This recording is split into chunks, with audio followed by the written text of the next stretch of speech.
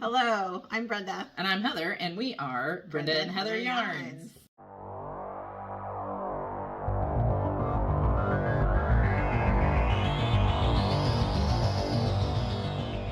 Thank you for joining us today. This is our second podcast in our Stranger Things Sock Club series.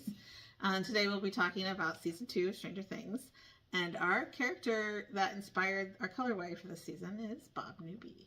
Bob Newby superhero. So all things about Bob Newby. Heather actually has a little story that she came across about the casting of Bob and Sean Astin. So Sean Astin initially read for the character of Murray Bowman, the journalist turned private detective, Russian conspiracy theorist. And they decided instead of using him, because he could have worked for that character, they wanted to use him as Bob because he fit that role really well, but they also didn't want it to be something where they drew in too much of his other characters from some of the other famous things that he's done. And initially, so eventually they just said, hey, how about we do this part?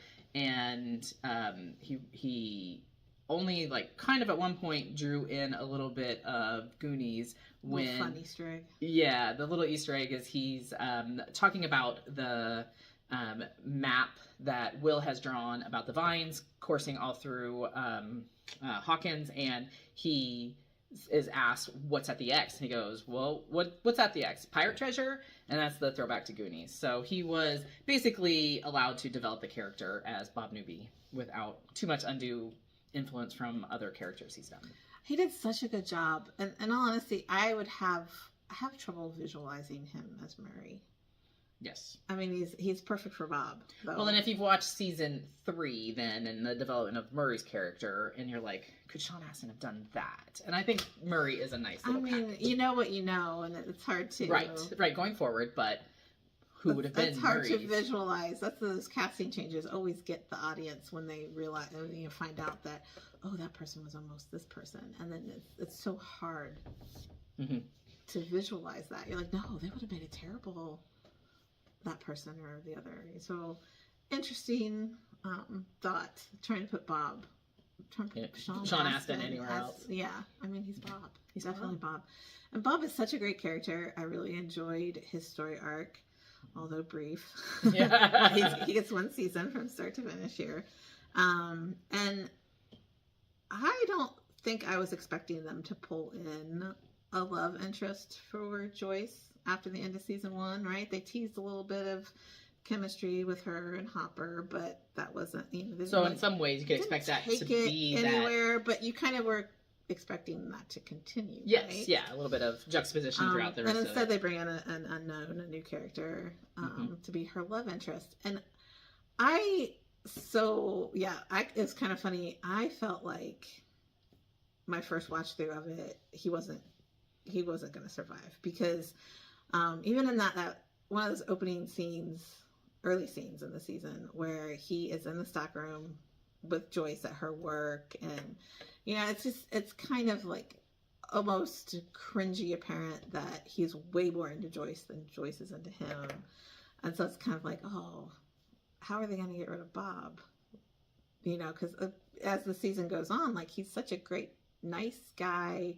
No, he doesn't have meanness or all these flaws, and it's like she just dumps him. She's gonna be, you don't want to make Joyce they're not gonna make Joyce the bad guy, and so it's kind of like, oh, I bet Bob doesn't make it because she doesn't love him enough. So the only way for Bob to be written out is for him to die. They intentionally tried to leave out any chemistry on her part in the role. I think it's one of those things where he's the character she's supposed to like. He's the one you're supposed to love. Obviously she made a bad choice with her first husband. Kind of maybe likes the bad guys. But maybe got married too young because she does have the older son and she's not. Definitely made some bad decisions. Got married way young. It's kind of like Bob is the person that she should like. But we all know how that works out for people. Like and do like are different things. So, and so she then has trauma response because later But that's in the next season, right? Yeah. Oh, yeah. And it's one of those things where, I feel like from the beginning, I had a pretty strong feeling that Bob was not going to survive the season. Just because, like, where are you going to take that relationship? Mm-hmm. Mm-hmm. To the upside down. Heather doesn't like to predict these things. I like to watch this and just let it roll and then wait to see what happens. And then be surprised that,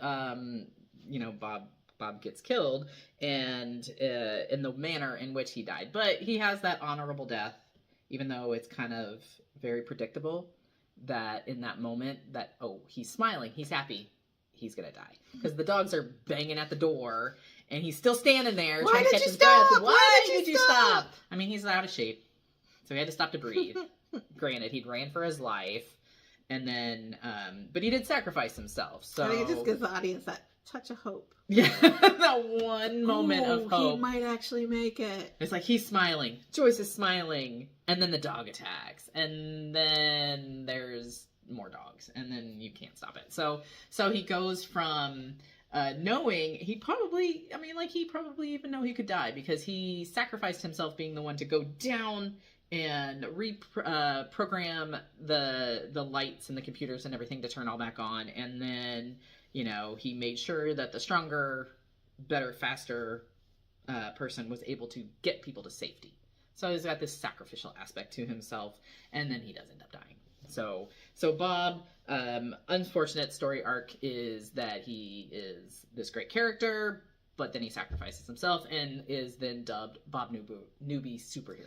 He refers to himself as that, but also there's a picture by Will. Yes. That was kind of where we pulled the colorway from. The picture Will draws of the as Bob with a superhero cape, and titles it Bob Newby superhero. Which is interesting because he calls himself that when he's alone with Joyce outside. Well, Will is unconscious at that point. Right. So, but somehow Will then is able to. But I mean, he sacrificed himself for them. So, but to call him Bob Newby a real superhero. Classic hero moment. But yeah, that led to our inspiration for the colorway for season 2. And Bob, for the most part, he's wearing his Radio Shack business suit, which is brown with brown ties, with a little bit of golds and things. And we don't always get to do a more manly colorway.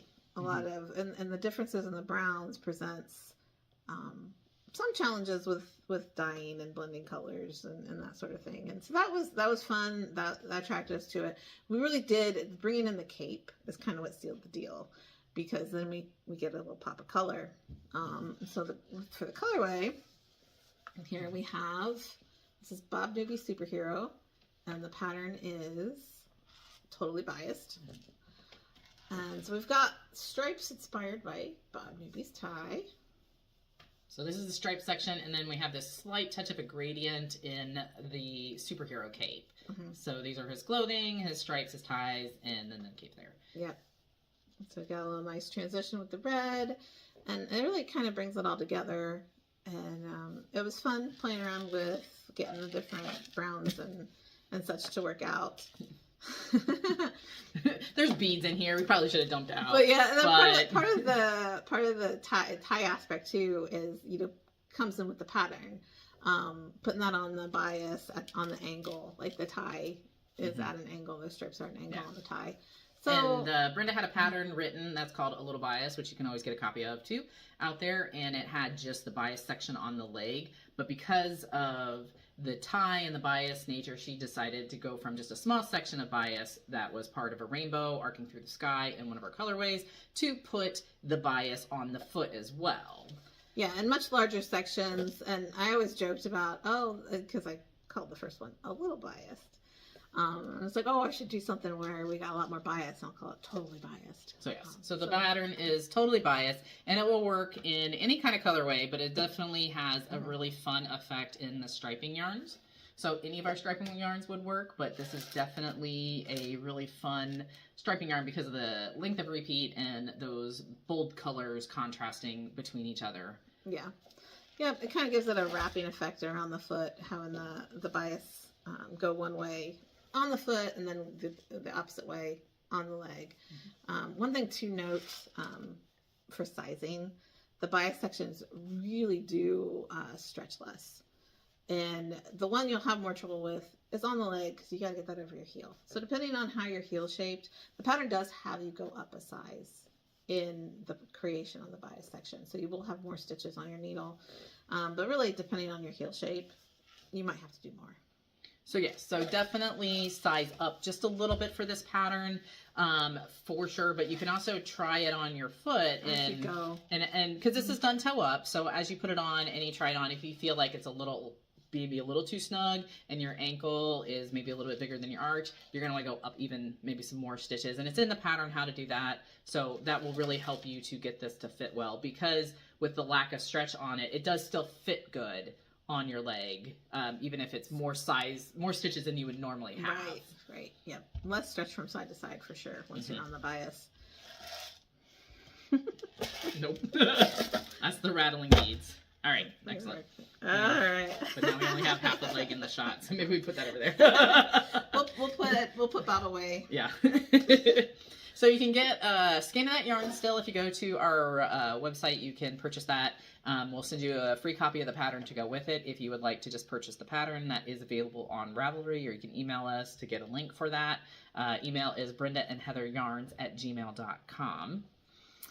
And let's move into, if you watched our last video, we were doing a little contest. Chance to receive our one-of-a-kind batch of R.I.P. Barb. Rest in peace. We did overdye of the cream sections. They're black, so we were joking about how this was dark Barb, or Barb in the upside down, and her untimely demise in the upside down. So this is her death scheme. No. Yep. So if you don't win it today, it is available for purchase if you really like it. We do have some of this listed on our website. It is a one-off colorway, so we're not going to be repeating it. So grab it while you can. And the winner... Oh, I don't have the thing. Hang on.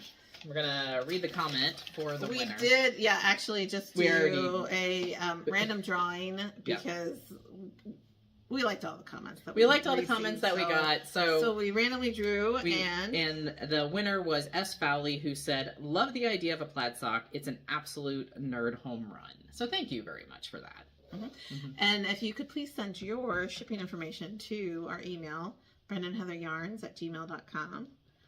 We'll get this sent out to you. Yep. So S. Fowley, if you're contact watching, us. Got about 30 days. Contact us, please. Yes. Mm-hmm.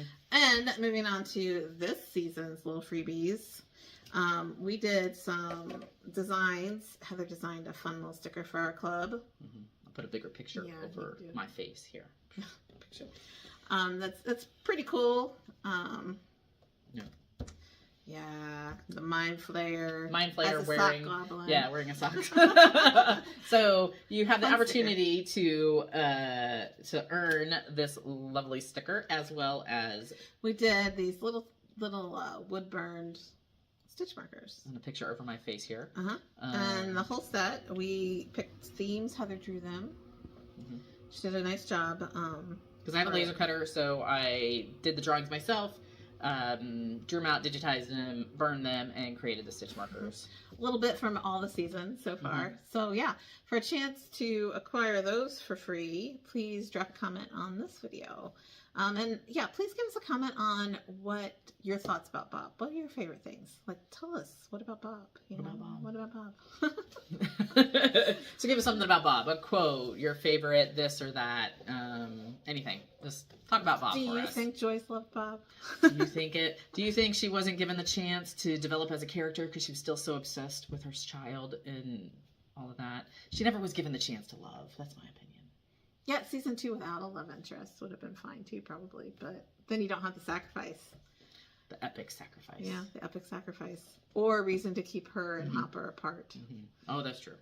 And for longer. Yeah. Funny little blurb about the death scene at the end. I also read about in more storyline stuff behind the scenes. There was one of the directors or something, someone higher up in the production company, was a small little petite lady, and in order for the CGI Demogorgons to be attacking Bob and him to be responding correctly, she was on top of him, like killing him and thrashing him. So this little lady on top of him, and he's just like, ah, ah, ah. And Sean Astin said he's got a good horror scream. So I forgot about that part too, that he was able to, like, yell. So you hear him scream at the end of his death scenes, this scream, and they've got it slowed down. He's like, ah! So yes, he's very proud of his death scream. I wonder if he had to do it during casting. Oh, no. Did he know from the beginning? Give us your best death Yeah, scene. sometimes they don't know that they're going to die. This is true. I don't know how much they knew in advance of what he was going to, his story arc, and if he was going to die from the beginning. Right. So. I mean, in some series, they don't even have the...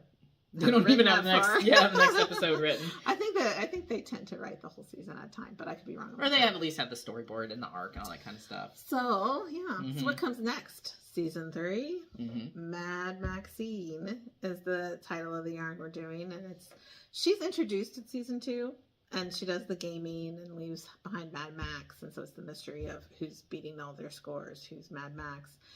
We find out when she's introduced in class that her real name is Maxine, although she doesn't like it. But that is why we called the yarn Mad Maxine. Now, the shirt it's patterned after, however, is the one she wears in season 3. Well, So, and she plays a bigger role in season 3 too, becomes more a part of the core group. So this is our yarn for season 3. Yeah, so join us next time and see what pattern we develop for this one. Mm-hmm. And Leave your comments. We'll talk more about Mm-hmm. Maxine. We'll talk more about Maxine next time, but leave your comments about Bob on this one. Yep. And go get yourself skeins of Bring Back Barb, R.I.P. Barb, Bob Newby Superhero, or get copies of the patterns, and make sure to follow us on all the socials. Yep. We like to post things there. Thank you for joining us. See you next time. Bye. All right. I feel like that was much better. Much better. We need to get one of those things where it's like, take 34, take 102. 102. We got it in like, what, 6?